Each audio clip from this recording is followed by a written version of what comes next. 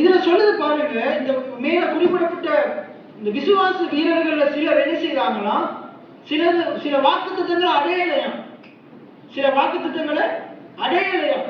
ஆனா வாக்குத்தத்தங்கள் என்ன செய்யறாங்கன்னா தூரத்துல கண்டாங்களாம். அந்த வசனத்தை இப்ப திருப்பி இருக்க வாசிங்க. இவர்கள் எல்லாரும் யார்? இவர்கள் எல்லாரும் ஆபிரகாம், ஈசாக்கு, யாக்கோப்பு, யோசேப்பு, தாவீது, இவங்க எல்லாரும் என்ன செய்தாங்களாம், வாக்குத்தத்தம் பண்ணப்பட்டதை அடையாமல், அதாவது இயேசு கிறிஸ்துவை அடையாமல், ஆனா என்ன செய்தாங்களாம், தூரத்துல இயேசுவை பார்த்தாங்களாம்.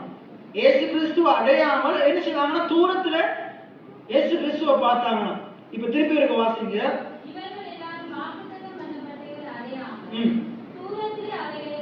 தூரத்தில் அவைகளை கண்டு, தூரத்தில் எவைகளை கண்டு, வாக்குத்தத்தம் பண்ணப்பட்டவைகளை கண்டு, என்னத்தை கண்டு, வாக்குத்தத்தம் பண்ணப்பட்டவைகளை கண்டு தூரத்துல கண்டாங்க. இதுக்கு உதாரணமா நான் முதல்ல அடிக்கடி நான் உங்களுக்கு ஒரு நடந்த கதையை சொல்லுவேன். இன்னைக்கு உங்களோட டிவியில இந்த சின்ன பாக்குற டிஸ்னி என்ற ஒரு டிவி இருக்குது.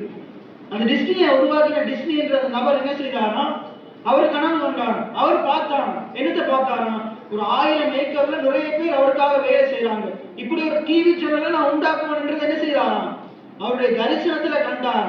ஆனா அந்த பில்டிங்கை திறக்கும் போது அவர் உயிரோட இல்லை. ஆனா அந்த டைம்ல அந்த இடத்துல ஒரு அரங்கத்துல ஒரு நிகழ்ச்சி, அந்த பில்டிங் ஓபன் பண்றதுக்கு ஒரு நிகழ்ச்சி நடத்துறாங்க. நிகழ்ச்சி நடக்கும் போது அந்த இடத்துல இருக்கிற ஆங்கர் அவங்க மனைவிட்ட கேட்கறாங்களா, அவங்க மனைவி பிள்ளைகிட்ட கேட்கறாங்களா, இந்த உலகத்தையும் அவர் கனவு கண்டாரு, ஆனா அவரால் என்ன செய்ய முடியல, பார்க்க முடியல. அப்ப அவங்க சரி சொன்னாங்களா, நாங்க பார்க்கறதுக்கு முன்னுக்கு அவர் பார்த்ததாலதான் அந்த இருக்குது. எத்தனை பேர் ஆமேன்னு சொல்றீங்க? அப்ப அந்த பழைய பரிசுத்தவான்கள் என்ன செய்தாங்களா, அது அடையாளத்தையும் அவங்க தூரத்துல கண்டாங்களாம்.